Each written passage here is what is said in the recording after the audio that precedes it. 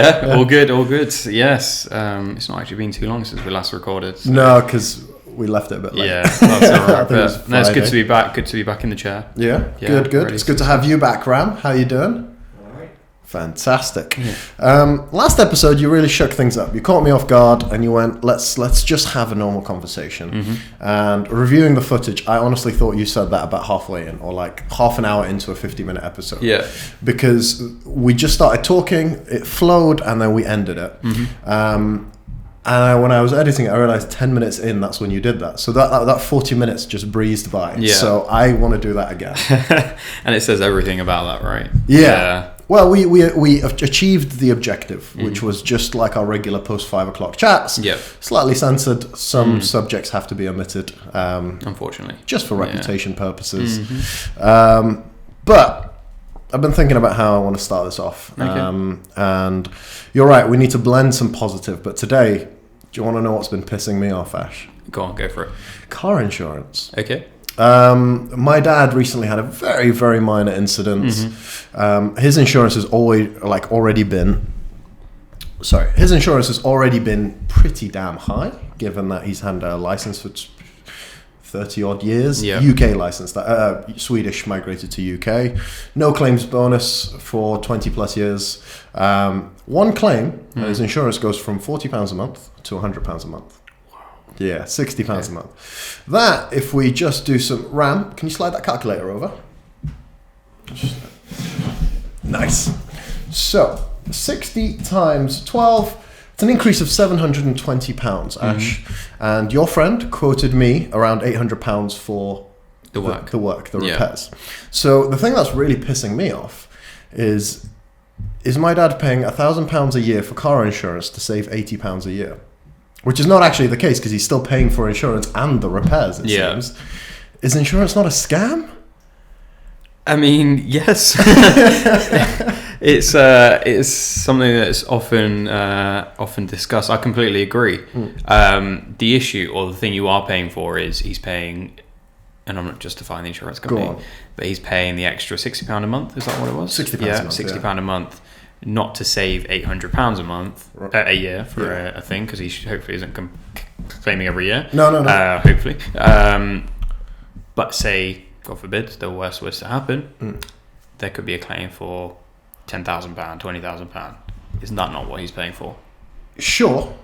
Then I would ask you, would they not raise the insurance price quite a lot by then? Here's what... Yeah.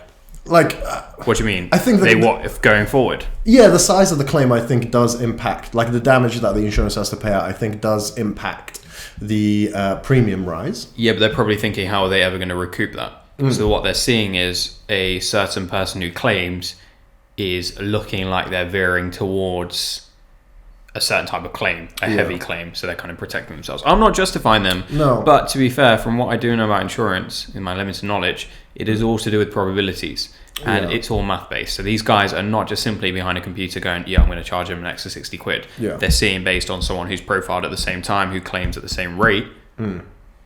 They are protecting themselves, making sure they're profitable, because otherwise it could be a chunky claim coming out. What if he crashes into a house? So how long have you been working for an insurance company? And just on that note, go to gocompare.co.uk. Yeah. Who, again, potential sponsors if you want to get my dad cheaper car insurance, because it's been driving me nuts. Yeah. It really has. But no, that was more of a joke thing. I don't really want to discuss car insurance because unless you want to. No.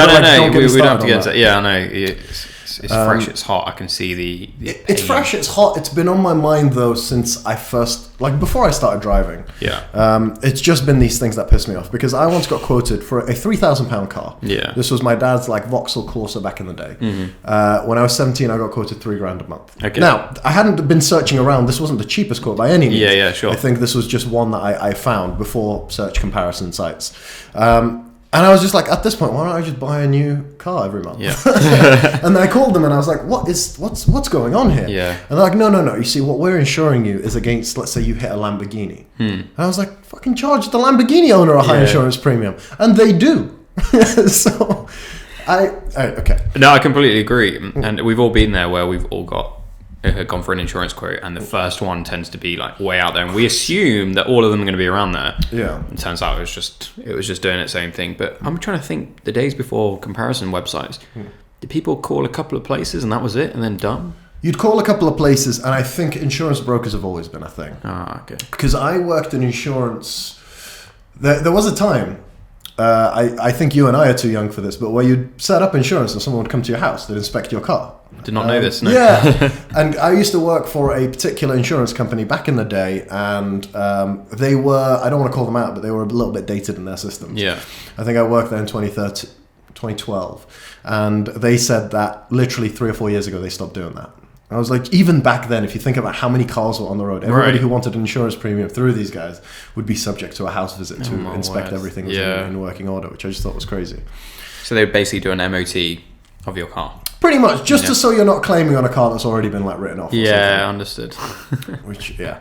Anyway, no, I didn't want to talk about something that's been pissing me off, but I want to talk about something that's been on the forefront of my mind. We loosely touched on it in a post 5 o'clock conversation yesterday, but we had places to be, so I didn't get a chance to discuss it at length. And that is social media.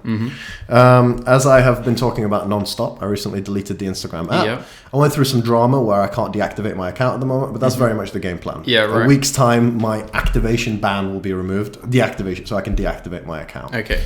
And we kind of touched on how I feel like I have a very toxic relationship with social media. And you said you didn't, but we use different platforms. So I'm very curious to do a 1v1, if you will. Yeah. Instagram versus Twitter. Because you're team Twitter, I'm team Instagram. You've been trying to get me on Twitter for ages. And just before that, I'll kind of put something in there that I can get addicted to social media. Okay. I have an addictive personality, as do many. I know it. I've been there. But when I say I don't have a toxic relationship, that's between me and social media. But when I am on social media, the toxicity is there, if that makes sense. Yeah. So my reason for that is when we just take a deep dive, I'm team Twitter, you're team Instagram. Yeah. And people will laugh there and think, haha, he's kidding himself. But I actually genuinely feel that what I was able to do, I knew that I needed some kind of scrolling time, be that I'm on the toilet, I'm around, whatever I'm doing, I've got a couple of hours, about 10-15 minutes. I just like to do something, and it's a natural thing to do. But I realized that spending that time on Reels on Instagram, which are heavily addictive, and Facebook, which is just nonsense because anyone I know that I really care about isn't even on there anymore. So I'm just looking at people that I haven't spoken to for about 15 years and what they're up to, and now that they've got a kid and they're engaged and whatever, which I really don't need to be doing that. So I kind of looked at what I was doing and I was like, okay, I need to start reading, or I need to start educating myself. But I tried that. I tried using an app called Blinkist. You may have heard of it, which is a rapid fire reading app. You may have heard of it, right? As well. It's a nice app. You can kind of read a book within 15 minutes or something. It's great, but to be honest, it's not going to replace a book. It's a great app. You can really get some good knowledge. But those that say they've read all the books because they've done that, I have a note on that, but I'll wait till you're done. Okay, cool. No, so I was going through the motions, and this is where I was like actively conscious of my addiction. And I hate the word addiction because it makes it sound really serious, but it was kind of serious. I was wasting a lot of time, valuable time. And I'm not someone who's like must be productive 24/7. I've long gone past my thought process on that. I know that there should be leisure time. So I went to Twitter, and one of my cousins actually introduced me to it. So I was already on it, set up my account, but it was all just for like memes and random stuff and jokes, and that's all I thought it was for. And he said, what you need to do is you need to go through everyone you follow and cut them out. Friends, people, everything. And he said, cut them out. Twitter is not for that. They'll get offended if you do it on Instagram. They won't get offended on Twitter. Do that, cut them out, cut any funny people out and stuff like that, and start from scratch on your Twitter feed. And he said, curate your feed to be around 90 to 95% informative content. Stuff you're learning about, things you like. So he said, I was really interested in EVs, electric vehicles. He said, go learn about that, follow Tesla, and then it will let you naturally follow other accounts. Then I said, I'm really focused on finance and fintech, and fintech Twitter was what I wanted to get involved in. Again, followed a load of funny accounts and good accounts, but they're all involved in this space. And then the 5% is, again, my memes and my jokes and my mates. So I kept some mates on there. Where I'm going with this, I've gone in a roundabout way, is I managed to curate my Twitter feed, which is my enjoyable Instagram Reels time that I was using, scrolling and whatever, to be informative, but yet it's fun. And I no longer feel as guilty with social media because, and again, people out there will be, I'm kidding myself, but I've learned a lot of useful stuff from Twitter. I'm a lot more engaged with what's happening in the news and politics and finance because of it. Yeah. It's come from there. I'm assuming this content isn't necessarily on Twitter. These are links to articles and stuff. Or how are you consuming your media on Twitter? A bit of both. So what happens is there are links to articles, although some of them, like Bloomberg ask you to pay after a certain amount. So you kind of leave them alone. But what a lot of people do now is they do threads. Yeah. Oh, okay. Yeah, so they do some, and I follow some amazing people. Sahil Bloom's one that I would really recommend for anything about anything. Yeah. He'll talk about baseball and football and everything, all the way through to finance, all the way through to technology and space and the internet. It's incredible, and he's so well versed. I've seen him grow from like barely any followers. Now he's got like over 500,000 followers. So It's incredible. I've spoken to him a little bit on DMs as well, but really good guy. Yeah. And people like him, they just genuinely, he knows what he's doing. He knows he's got his target market. Yeah. And he'll put out a thread about what's happening today. So we've got the Fed coming out today. They're having a meeting. So the Federal Reserve in America, they're going to say what they're going to do with interest rates. The whole market is hinging on it. You've probably seen the markets taking a tank this week. Yeah. It's because of this. Okay. And he did a whole thread on it and he explained what was going on. And that is news in such a nice, you're like kind of absorbing it and he's giving his opinion. And so you very eloquently described that process to me yesterday, because my sibling group chat decided to pop up. I can't remember what started it. Yeah. And everyone was like, so what's new? And I was like, apparently financially some shit's going to hit the fan. Yeah. And they were like, why? And I was like, I don't know, Ash said it to me. I don't fully grasp what's going on. And I started to explain it bit by bit. I was like, I retained actually an awful lot of that. And so what I was, is that what we discussed last night about the Federal Reserve, the contrast between inflation and so that was from Twitter? And that was all from Twitter. That tweet? All from Twitter, yeah. Okay. Not just from that tweet, but, and I'll say, okay, I do go above and beyond this. I don't, my engagement isn't purely with Twitter. No. But what it does do is it gives me that information. I'm keeping up to date with things. I trust it more than the news, and I can say that to a certain extent because these are independent people writing about these, as well as I see news articles the BBC post on Twitter and things. So I'm getting a varied outlook on how things are going. And you also get the comments, which again can be toxic. Everyone who's on Twitter knows that. But you read between that and you see some really nice reflections on what people think, and it makes you think critically about a certain topic. What one person may tweet and then someone's commenting against it. It's a really nice way.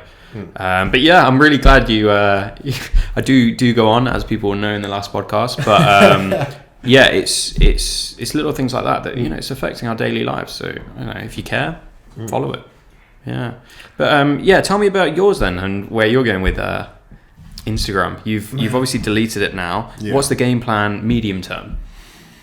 Medium term is resist every urge to download it. Okay. And accountability is a huge deal. Funnily enough, last night, I think it was like 11, and I was so proud of myself because I'd come home, check Instagram for a while, a crazy amount of time would pass. And that could be anything. Like to me, it could be either 20 minutes, 40 minutes, an hour.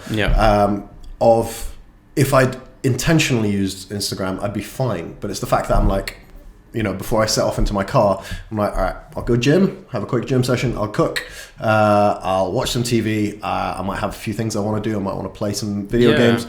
And then all I end up doing that evening is scrolling through Instagram and cooking dinner. And so it's to resist the urge. And because I told you about it, I for a second considered logging into Instagram on my laptop. Okay. And I was like, I could just spend 20 minutes on it. And I was like, I should be able to see that I was online. And so that's what kind of stopped. And I didn't. I'm just watching you. Yeah, exactly. That's all you've got to do. It's just Twitter and just fling them back. Check.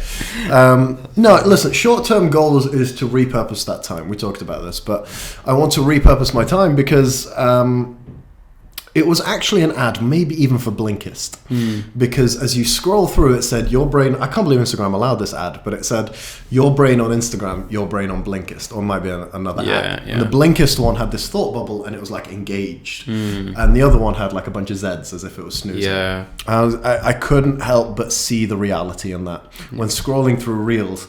You know how many reels I've watched about 4 or 5 times? Like, it just feels like such a waste of time. Yeah. It's only 30 seconds, yes.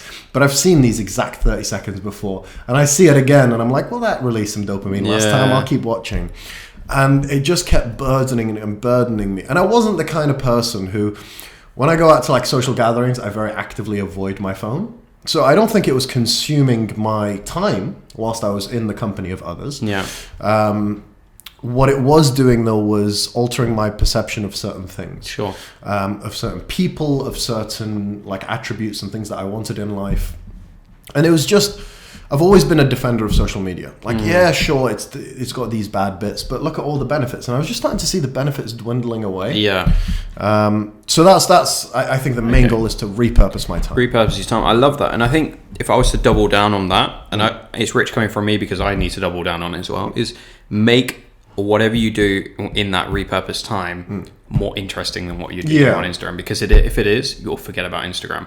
You know, you asked me, and I can't use Twitter as an example because at the end of the day, it's still social media. Yeah. It's not repurposed time. I could be doing something far more productive, but it's an idea. You jokingly once told me, like, Ash, have you seen my story? And I said no, and you posted it the day before. Yeah. And you jokingly had a go at me. Yeah. I partially joke now. Yeah.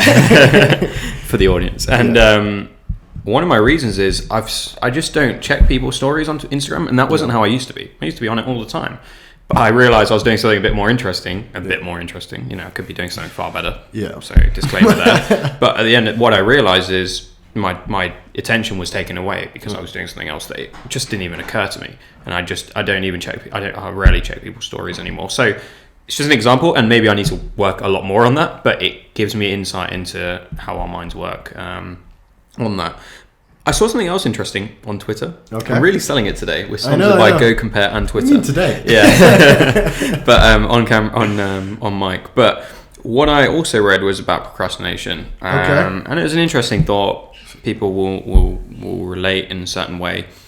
That procrastination is to do with automative comfort, right? So the kind of the reason we scroll on Instagram is because we're in our comfort zone. We're just going with the flows of life. We're just doing what we're doing, and you don't even realize the time's gone. Yeah, and it's there.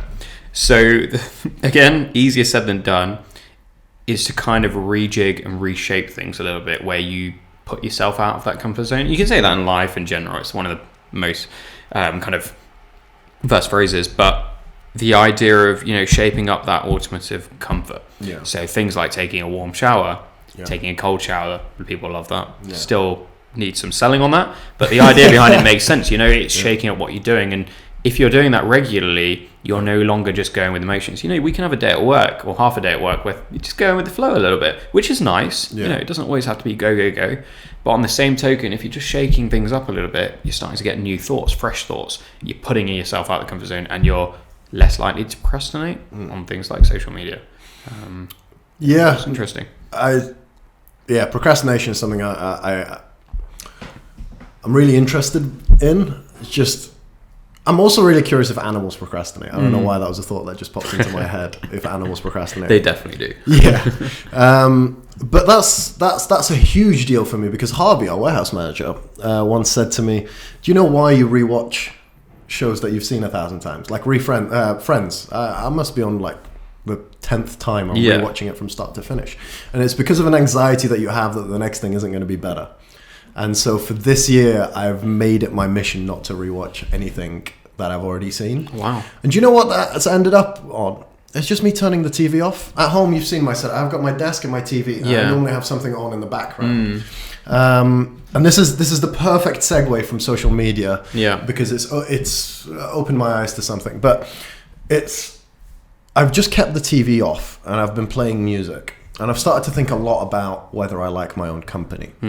Because the other anxiety that you have from not rewatching things is that your brain does turn off the automatic thing. Yeah. And you're suddenly very aware, very in the moment, which is a beautiful thing. People pursue being in the moment. I've definitely felt a difference. But it does make you question. I always tell people I love my own company. Yeah. And I've really started to think, do I, or do I just like being on autopilot at home? I think the inevitable answer is yes. I do enjoy my company because I've been living alone for over 2 years now, and it hasn't driven me crazy. I really enjoy being alone. I love being around people. You just got a few cats, but that's about it. Yeah. Just 4, man. But yeah, I'm very curious. Do you think you like your own company? It's an interesting question. I think I do. Yeah. But again, just like you say, it's something that I've got to work on. Yeah. More and more, because there's a difference between feeling like I like my own company and I could be on social media, Twitter or something. Am I really alone? Am I really spending time with myself, enjoying my own company? So I will make it my mission to work on that. But something that I've realized I did like recently, and I have to give you pretty much full credit for this, and my mum as well, is I've gotten into cooking a little bit, a very little bit. So don't get too excited. I'm not going to be bringing in food for everyone to try just yet, much to Bram's relief. But you recommended it. You told you actually made it a mission for me, and I got into it a bit last year. Yeah, I asked the question. You turned it into a mission. Yeah, no, but I like that's who we are at WP. We're all about missions and values. But I'm a fan. You asked me that. I should kind of think of that as a focus, and then you told me about HelloFresh. You actually mentioned it to my mum as well. Yep. And she went on kind of as a Christmas gift, I think, or a New Year's thing. She was like, right, I'm going to get you a subscription for a 3-day thing. I think it lasts 3 weeks or whatever the starting thing is. So I've got 9 dishes that I've cooked. I've already cooked 3. And I tell you what, not just saying this, just I thoroughly enjoyed it. Yeah. It was amazing, a great opportunity. Really recommend HelloFresh to those that want to give it a go. Again, sponsorship coming soon, but genuinely really enjoyed it. I've kind of turned my back on it a few times. I just didn't think it was for me. I thought, I don't really know why. Is that? Honestly, I can't say. I can't say why. I was probably got into the same bubble as anyone else. That the ingredients are cheaper if I go buy them. So when am I going to buy them myself? When am I really going to try these recipes? I realized the thing about me is I love food. For anyone who knows me, I love food. I do enjoy cooking, but I can get lazy. Okay. I like and lazy in shopping, because I'm like, do I really need 10 ingredients? I'm going to do this meal in 2, and it turns out like it's just baked mushrooms and that's it, with a bit of spice. So it made me think about things, and it got me thinking about how two things. How to get towards tasty food, the number of ingredients that go into it. It gets you thinking about flavors and how they interact with each other, but also processes. Like I was making breaded cauliflower yesterday in a stew, and I was thinking about how I'm going to bread it. First time I've ever breaded anything. Okay. Just however you want to take that. So first time I breaded it, and I was going through and I was reading the recipe. I was like, this is never going to stick together. You got to add a bit of oil into it, get all the breadcrumbs moving, the panko breadcrumbs or whatever. And then just like a bit of tossing, and it turned into this amazing, these cauliflower nuggets, and it made me feel good. Yeah. And I was in my moment there. So kind of going into this whole thing, I've realised that I think cooking is a really nice way for me to enjoy my own company and go with it. Yeah. So credit to you, man. Thanks, man. Yeah. That's great. Actually, just quickly on that, in terms of like processes.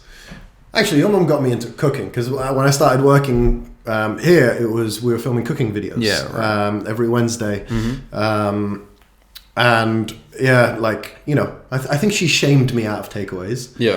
Which quite rightfully so, but probably the most effective. Many people have tried in the past. So just before we delve into your cooking journey, what was Sam of uni, or what was Sam pre-uni? What would he ever help out? Would he ever cook for anyone? What would you? Do you know what? I remember when I was like 14, I watched a Jamie Oliver video where he cooks pizza, and I hosted a pizza party. It was my mum, my sister, my dad. I think some cousins came around. And here's the thing, Ash. The pizzas came out terrible. I've learned now, and I have a pizza stone now, but you need a pizza stone to generate enough heat. I served my family essentially a soggy bit of bread with some uncooked ingredients on it, and out of the kindness of their hearts, they did eat it. I just love the effort. At 14 years old. I was well chuffed, but no, do you know what? Uni, I was on a Zoom call with my friends, I hope Lee, if he's watching this, I was telling Lee, I was like, Lee taught me that a pack of straws, some crisps, and a can of Monster is fine for dinner. And do you know what at uni it was? Yeah. Don't do this, Ram. It's really bad. But at uni, that was fine. Like that was enough to sustain my body. And then we all went through this phase. Maybe you went through this, but like we were eating that and we weren't gaining weight. No, life was great. Yeah, you could still run, you could still exercise, you wouldn't get out of breath, despite many other unhealthy habits at university. And then all of a sudden, you just started putting on weight. Like getting out of bed gets you out of breath, and you're just like, oh man, do I actually have to start caring about my health? Yeah. And you do. Like it was just a huge thing. So uni, it was a pack of straws and a pack of crisps and an energy drink for dinner. Living in London and working in finance, I very much subscribed to that lifestyle. It was takeaway every night. Yeah.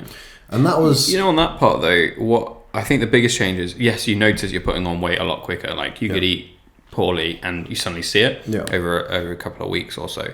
But the other thing is you start to see how food, and you never saw this before because you could do anything, take whatever you wanted to do, eat whatever, drink whatever, and it wouldn't affect your overall life or your overall structure. But now I'm like thinking like, oh, I didn't get a good night's sleep. Oh, it's because I ate this before the night before. Like, when did that happen? Oh, you do that actually? So, I hate to divert from this conversation, but do you? I've started to realize this. I also overanalyze things, and things have to. I have to overly perfect things in order to do them. Like at home, I have a cafetiere and a mocha pot. Yeah, I've recently fallen down a rabbit hole of coffee obsession, and I've realized that unless my living room is tidy, I won't allow myself to have the mocha pot, the fancy of the coffee. Yeah, I'll just have like the filter coffee.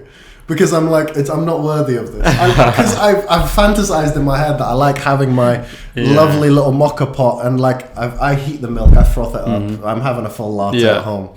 I have to have that in a nice and tidy apartment. Otherwise, I'm not worthy. I love that. And it's the same with like sleep.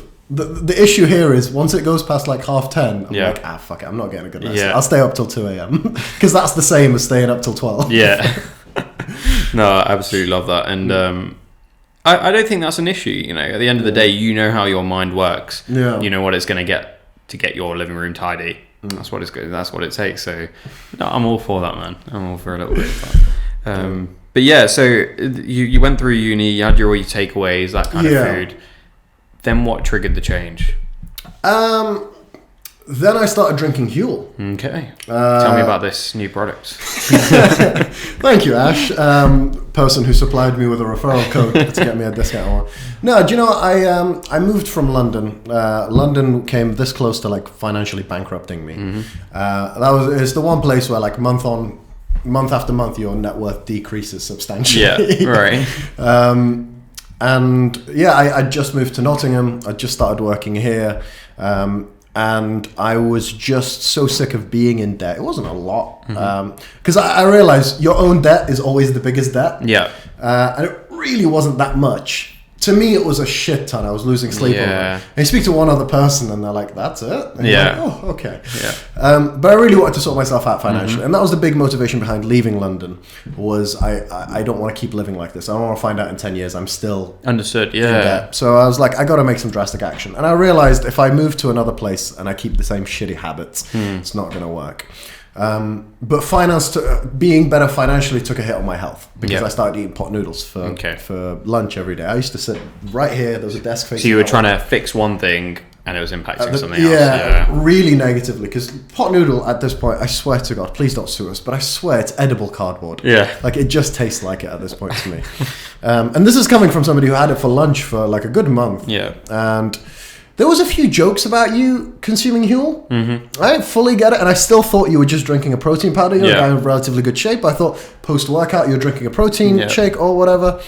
And then, like the sly devil you are, you popped up and you started talking about Huel. And the problem with Huel is you can't talk about Huel without acting like you're going to sell it. Yeah, exactly. There is no way. I challenge even the Julian Hearn, the founder of. I challenge you to talk about Huel without it sounding like a sales pitch.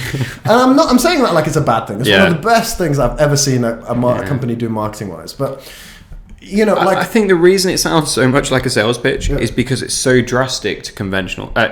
drastically different to conventional thinking. Yeah. Like, I remember when I first saw my Huel advert, this was like 2016, 2017, right? And it came up on Instagram, and it was like such a weird concept at the time. We had protein shakes, but it's powdered food, right? Yeah. I was like, what the hell? What is going on here? And it doesn't make sense, you know. It was like, oh, is this some stuff that astronauts drink? You know, is this like, why are we having powdered food? We're not living in 2060, you know, or like the future. But I felt like they were trying to push the future and bring it forward, or kind of bring it forward. Yeah. But yeah, that's why it's comes across as a sales pitch in that. And the easiest way to explain what it is to somebody is their slight tagline, which is nutritionally complete food. Yeah. But yeah, so obviously Huel was going to sidetrack us, but I started consuming Huel. Unbeknownst to me, about a month of loyally drinking this stuff for breakfast and lunch, I lost like 8 or 9 kilos. Like I was physically, I looked at myself and I was like, okay. For the first time in like forever, by the way.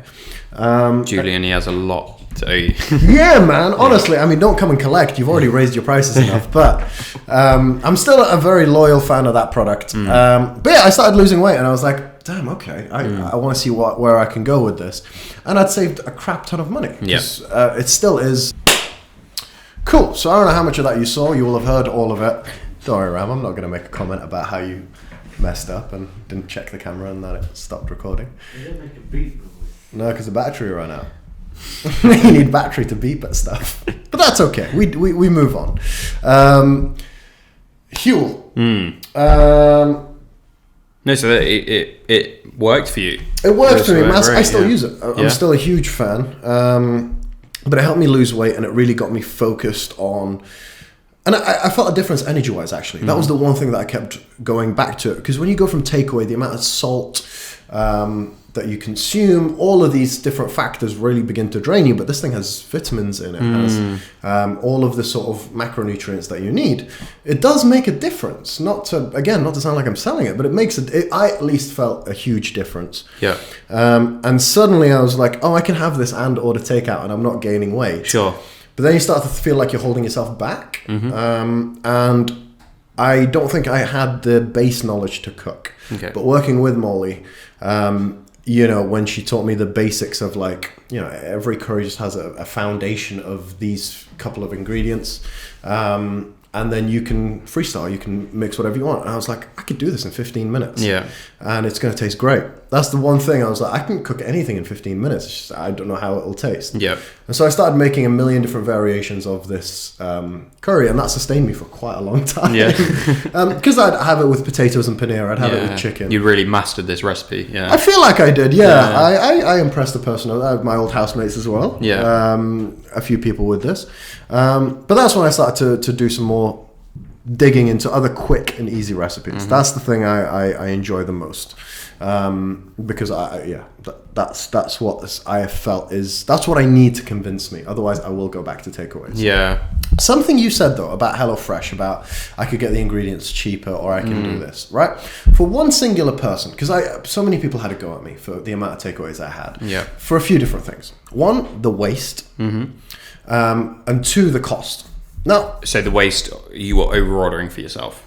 no, when you compare like the ingredients versus a takeaway, Okay. it's a lot more wasteful to do it that way. Sure.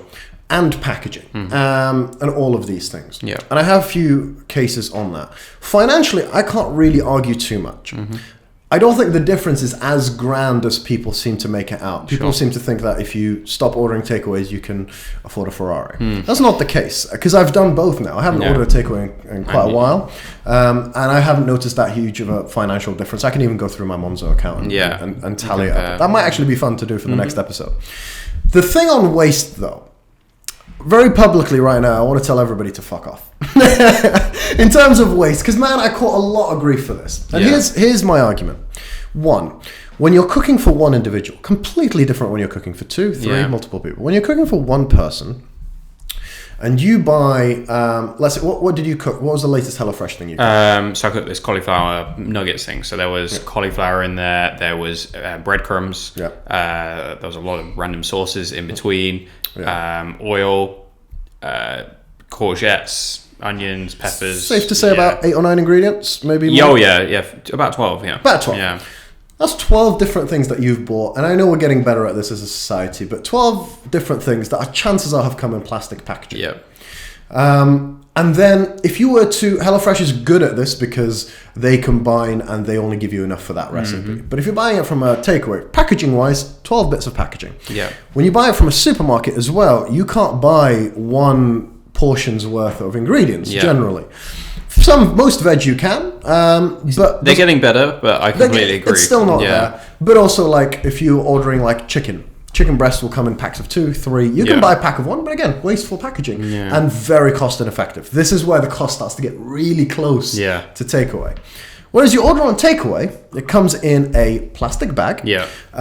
It comes in a most likely paper bag wrapped in a paper cardboard thing, and is delivered to you by a dude on a bicycle. Yeah. And so that's where I'm just like, the waste argument really doesn't hold up in my eyes. Only when you're cooking for 1. Yeah. If you're cooking for 2, and again, there's the argument of meal prep. You can cook and leave some for the other half. Yeah. Thing is, with my portions, I eat about 1.5 portions. Yeah. I was just about to say the same. I'm always like, I can meal prep, keep this for later. I end up eating too much where it's not enough to save for the next day. So that's kind of been my journey. I'm at a point now where I... because I wasn't feeling an impact financially, I spoke to my sister, who's great with this sort of thing. I was like, I'm going to tell you everything. What's coming in, what's going out. Tell me what I'm doing wrong. And she's allocated like limits and like takeaway. I'm allowing myself, just like you allow yourself Twitter, trying to circle it's the same things like I'm allowing myself 1 takeaway a week, okay. Which compared to my London life is a huge reduction. Now I'm actually averaging about once every 2 weeks or so, which I'm very happy with. Yeah.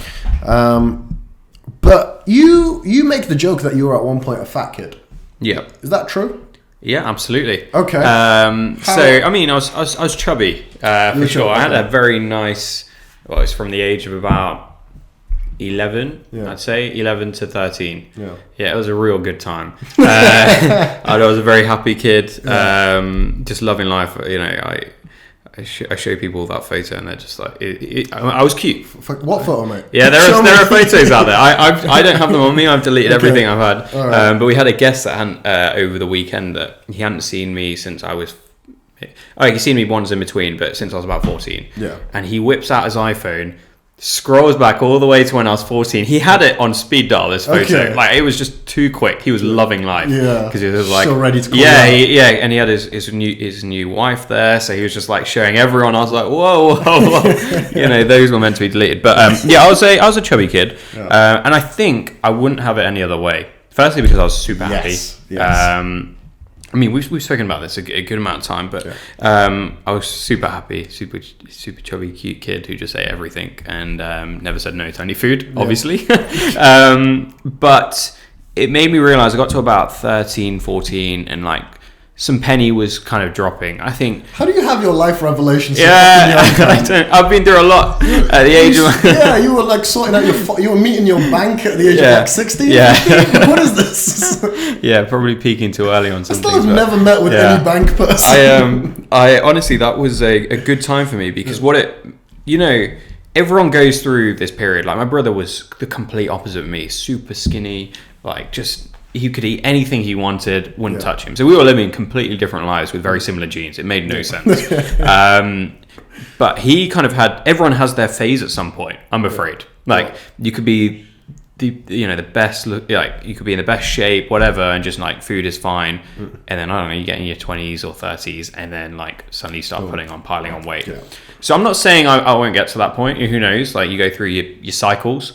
But I had it so early on. I was at 14, 15 that I sort of I was like on runs regularly. I sort out my food. I still love food. I still probably overeat at certain times and get excited, but I maintain it. You know, I am thinking about what I eat. I'm a vegetarian as well, so making sure I'm getting my protein in there, going to the gym regularly, stuff like that. And that's all thanks to little chubby 13-year-old Ash, who had that life revelation at that point. So I think nutrition's a huge part, and I think it's character building what you go through when you. I was just about to ask on the character building aspect of things. Was your weight holding you back from anything socially? I don't think so. Not at the age of 13, 14, but I went to an all-boys school, and I remember it was certainly like a bit of a joke. And there was someone who was chubbier than me, and he got the brunt of the fat jokes. At that age, you know, it's all a bit of a joke. So there was nothing hurtful, or I never felt that anyway to me. But I started to realise I didn't want to be that. And the thing is, when you are putting on weight, even at that age, you don't think you're fat. Right? You look at any, you know, that's true. Right? Any age, think of any time where you've probably gained a couple more kilos than you should have. Yeah. Very few times do you actually realise you're doing that until the odd comment, or you look in the mirror, or you check the scales, something like that, and you're like, okay, something needs to change. Yeah. And I think I kind of like had a little bit of a moment where I was like, all right, I need to maybe sort something out. And it was a great moment for me. There was and we don't have much time, but I really want to talk about something. Okay. The character building thing, the joke I wanted to nudge at is the funniest people in my life all had fat childhoods. Yeah. I feel like it was like, if you're good looking, if you're slim, athletic, whatever you are, that's your personality. Mm-hmm. If you don't get that in life, you have to build one. Yeah, right. I've just realized all the people in my life that are hilarious all went through a very chubby phase where I'm like, man, they must have been rehearsing jokes every night just to... It's all they had, The thing I wanted to talk about that I don't think we have time for, and tell me if we don't, we'll discuss it in the next episode, is that I've been noticing something about body positivity. Mm-hmm. And this is something that I very much am a huge fan of and a huge advocate of, just because weight can bear such a heavy, pardon the pun, weight on somebody's mind that it can drive very negative thoughts and it can go down a very negative spiral. Mm-hmm. I noticed recently, maybe this was just a one-off incident, a few times on Instagram actually, 1 or 2 times, where somebody was saying that they're unhappy with the term overweight. Okay. They don't like that.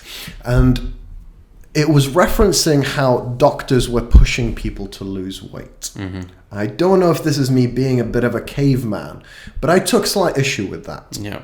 I'm never going to be the person who's going to argue against more inclusivity when it comes to plus size models or various different shapes and sizes of people being used to promote certain things. Everybody should have equal opportunities to that. But that in particular really held me back. Like, it really made me think, like, I don't necessarily agree with this part of that movement. Yeah.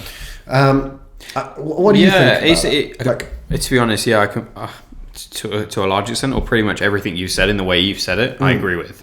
Because, like you, I'm very much for body positivity, you know, plus size models, all of that. You know, we're not all built the same way. You know, we have different upbringings, different likes, habits. You know, we've got to live a healthy life. But on the same token, a doctor's job at the end of the day is to make you healthy and keep you healthy. That is their ultimate goal. So whether that's them telling you to quit smoking, whether that's telling you to stop alcohol, whether that's telling you to stop certain foods, to lose some weight, at the end of the day, their one goal is to keep you healthy. So the word overweight is simply kind of clarification of where you are. You know, like you could say someone's liver is not functioning very well. It's the same kind of thing. You know, at the end of the day, if you are overweight, it's over what you should be weighing to live a healthy life. So I certainly think things sometimes do delve a bit too far, where we lose reason of why someone, you know, it's not for looks that they're telling you to lose weight, it's from a health point of view. On that respect, because I'll definitely save this for the next episode because we're approaching 45 minutes. But it is these tiny little things that I do think I would argue harm the movement. Okay. Because like we just said, body positivity is a fantastic thing. But there are these things, and just to end it on a real cliffhanger, I think Dave Chappelle, the stand-up comedian, really took... he's uncancelable, but he took a huge hit for what he said against transgender people. Okay. And I would go as far as argue his latest comedy special, which has caused a huge... Well, this is old news. Is that the one that was taken off Netflix, or...? I don't think so. No. You can't cancel Dave Chappelle. He said everything at this point. So I think it's still on Netflix, but it was one where everyone was telling me watch it before they take it down. I'd actually argue that one's very much in favour of the transgender movement, of equality in that department. But he says some things that, again, are quite offensive. But he says it from somebody else's perspective. But what that got me thinking was those certain arguments do have a negative impact And if I just bring it back to this one, whereas like body positivity is something you can get a majority behind you to say that people should be free to look however they want and do whatever they want. That's absolutely a positive thing. But something around focusing an argument around being overweight, that as a term, I think big picture negatively impacts that movement. And maybe we can pick at this. That sounds great. Perfect. It's been great talking to you. Likewise, man. I feel like we've kind of gone over a lot of stuff about addiction. I think that's the nature of this podcast. We've delved into a few topics, but that's been a pleasure. Maybe we'll pick something more positive. Yeah, I think so. These are important conversations that people probably don't want us to speak about, but we will. So, been a pleasure. Thank you. Likewise, man. If you want to look at the camera and tell people. Thanks for listening, wherever you've been listening. Apple Music, Spotify. Where else are we? Everywhere else. YouTube and so on. Instagram. But if you did like this, make sure you subscribe, like, do whatever you can. Share it as well, please. And we'll see you next time. Thanks a lot. Bye!